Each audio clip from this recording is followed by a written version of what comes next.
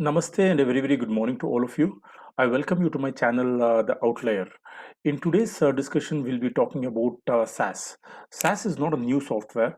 SAS stands for Statistical Analysis System. I repeat, SAS stands for Statistical Analysis System. What does SAS do?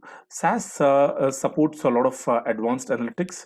It also supports business intelligence, data management, and predictive analytics. SAS was first developed in the North Carolina University, sometime between 1966 and 1976.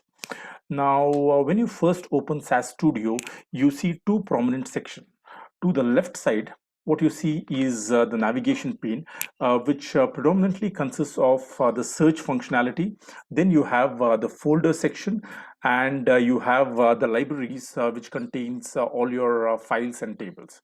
Now, to the right side, what you see is the work area. SAS shows you the program window, which is further broken down into the code editor. Now, code editor is very important because this is the place wherein you'll be typing all your SAS codes. There's another tab next to code, which is known as the log window. Now, with the log window, you can expect three messages. Firstly, you can expect error messages. If there are any errors in your code, you get error messages. Sometimes you can expect warnings.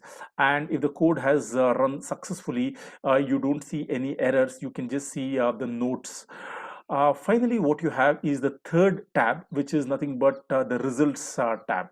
Now, this tab, as the name itself suggests, shows you the results of whatever you have done. It prints the results of the code that you have executed.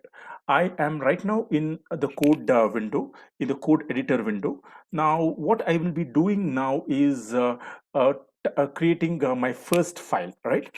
So you can just comment it out.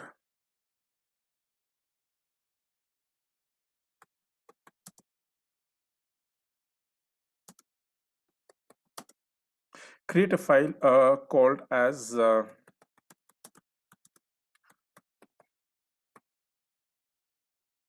I'll just simply call it as employee. Now, to create a file, what you need to do is declare the data statement. Now, this is the keyword that you need to type. Now, this is followed by the name of the file that you want to create. I'm creating a file which is known as test dataset, right? So this is the first file. This is the first dataset that I'll be creating. And since this is my first video, I'll keep it very simple. I'm going to create a I'm going to create a variable to which I am assigning 3. And then my second variable will have values, let's say 67. So I've created two variables here, x and y. So you can see here line number 3 consists of the variable name x and the value it stores, which is 3, and line number 4 consists of the second variable, namely y, which has the observation 67. Now with this you can just type the run statement. Now, as you can see here, this is a very simple command wherein I have declared the data statement. Data is always followed by the name of the data set, right? In this case, it is the test.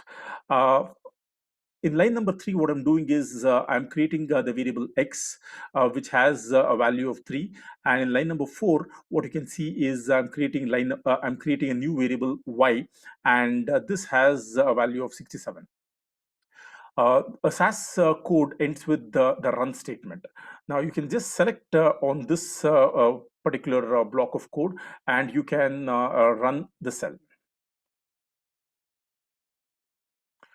Now, as you can see here, it is just taking me to the output data. Let me first inspect the log window.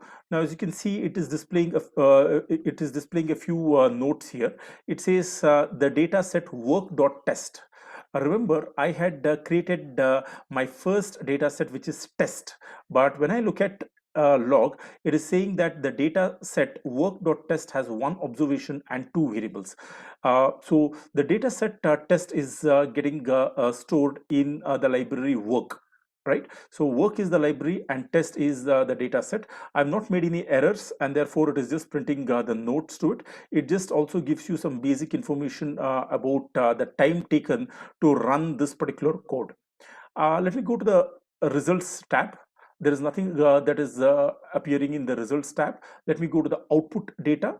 And as you can see here, the variable X has been created, and there is a second variable Y. You can call this as column X and column Y. And there is one row, right? X has a value of 3 in the first row, and Y has a value of 67 in the first row, right? So this is how SAS sort of prints the data.